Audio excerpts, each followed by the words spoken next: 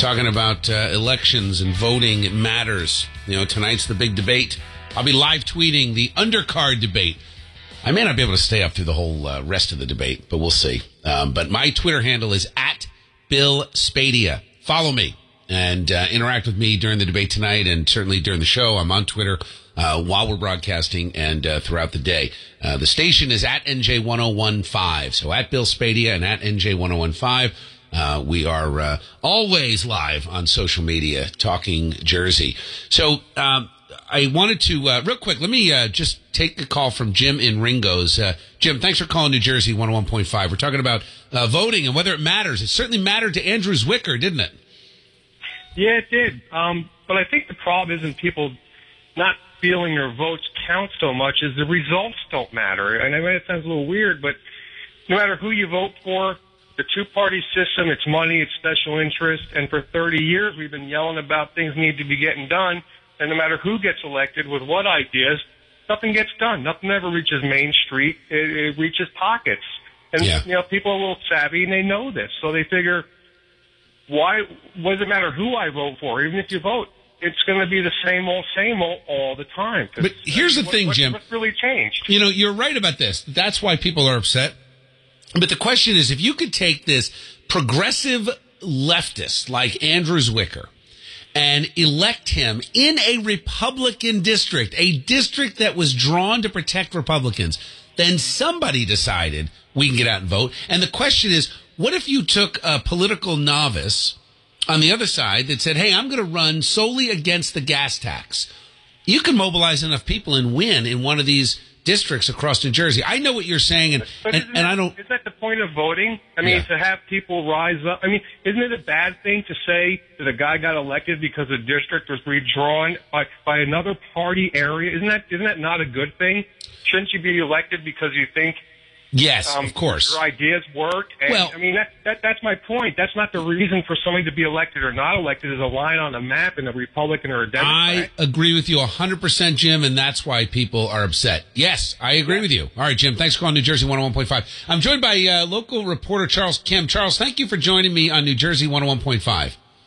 Good morning, Bill. How's it going? It is going great. Not so great this morning for Assemblywoman Donna Simon. What do you think happened? I mean, you heard what I was just talking about before, that everybody calls and they're frustrated and my vote doesn't count. Here you've got a progressive liberal elected in a Republican district. Now, it tells me that voting actually does matter. What do you think happened? Well, there's a couple things there. I just heard your previous caller. And the one thing is, in 2011, the Democratic legislature, the majority, changed the district to include heavily Democratic South Brunswick and Princeton. So you really can't say anymore that it's a Republican district like it was in the old days when Pete Biondi first got in. Right. Then it was solidly Republican. But by adding, South Brunswick is the largest township within the district, and that's heavily Democrat.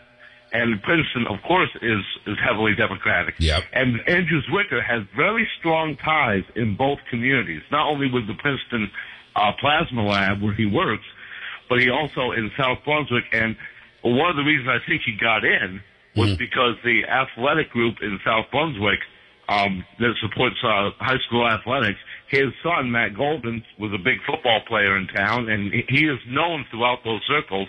And they came out heavily to vote in the Board of Education election for the two incumbents that also support athletics. So I think a lot of those votes went to him, and probably certainly the 78 that put him over the top. Yeah. Well, I mean, and there you go. I mean, that to me, there's your answer to every vote counts, because it can actually be that close. Now, do you expect the Republicans are going to challenge this and go for a recount? Are they going to drag this out or accept the loss? That I don't know. I did speak to both Andrew Zwicker and Donna Simon over the weekend, and the sense I got is they're both kind of waiting to, and especially Donna is kind of waiting to see, you know, how things look. I mean, you have to remember this was a very close election. Yeah. Each of the candidates only walked away with 25% of the vote. If you look at the stand between Jack Ciattarelli, who won the most votes, and Maureen Vella, who was the least, you know, the fourth place vote getter, the stand between them is only 0.82%. Wow. So it's only, you're talking. Wow. Think about that.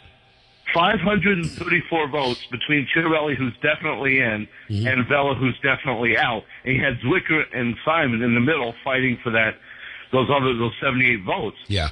That the difference between them is only 0.12%. So if Donna were to challenge this, then, and what would happen if they do find problems with votes that maybe take some away from Chitterelli, who is right now they're guaranteed into Trenton. That could actually take votes away from him, and there's only a 534 vote margin, so they're going to have to weigh that into consideration. I would think that she might probably challenge it. I mean, you're looking at 78 votes. What is the statistical probability that there are 78 voting errors in 32,000 votes cast? I'd say they're pretty good. I would too.